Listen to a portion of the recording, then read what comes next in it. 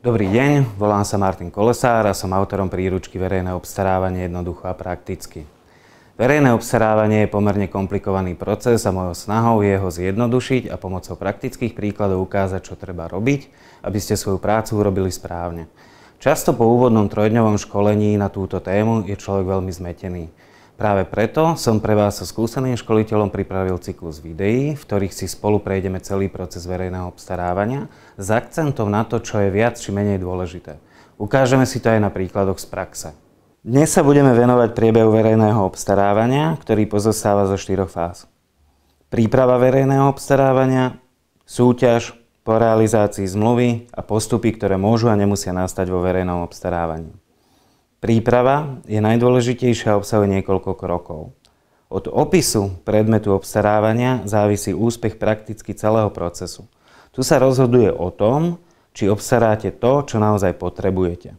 Z opisu predmetu sa odvíja aj skutočnosť, či sa jedná o predmet bežne dostupný alebo nie, a teda aj samotná forma obstarávania. Napríklad tu máme obstaranie šanónu, ktorý bežne používate vo svojich kanceláriách. Ak ten šanón opíšete podrobným spôsobom, dostanete presne to, čo potrebujete. Ak nie, môže sa stať, že dostanete niečo, čo nedokážete ani využiť. Ďalším bodom je určenie predpokladanej hodnoty, ktorá nám určí, či sa jedná o podlimitnú alebo nadlimitnú zákazku. Vždy majte na pamäti, že je to cena bez DPH. Stanovenie postupu. Určiť ho môžete podľa tejto zjednodušenej schémy.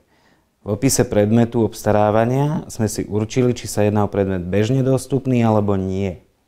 Predpokladaná hodnota nám zase určí, či sa jedná o podlimitnú alebo nadlimitnú zákazku, a to nám následne určuje samotný postup obstarávania.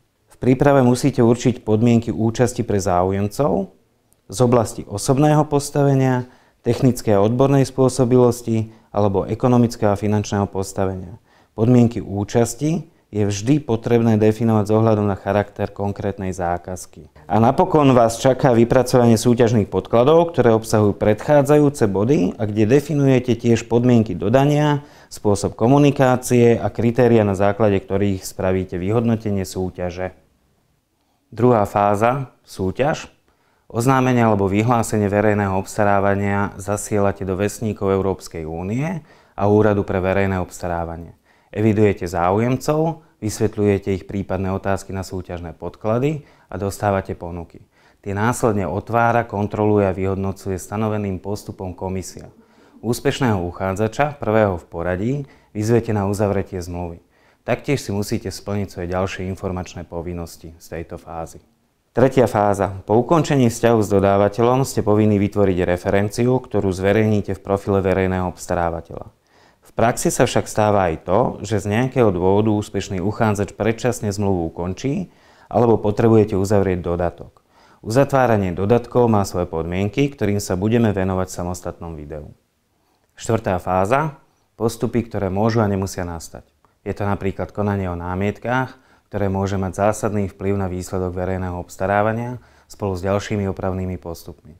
Taktiež kontrola verejného obstarávania, ktoré ste už zrealizovali, alebo kontrola ex ante, ktorú môžete dobrovoľne absolvovať ešte pred začiatkom samotnej súťaže a môže vám podstatne zjednodušiť napríklad postupy pri žiadosti o nápravu. Pevne verím, že sa mi podarilo priblížiť vám priebeh verejného obstarávania. Každému z bodov sa budeme podrobne venovať v samostatných videách. Poradím vám, ako verejné obstarávanie robiť čo najlepšie, na čo si dávať pozor, kde sa robia najčastejšie chyby. Predtým vás však ešte čakajú 2 videá venované základom verejného obstarávania. Všetky videá nájdete na stránke www.prakticky.sk, kde si môžete stiahnuť grafické pomôcky v nich použité. Teším sa na vás na budúce.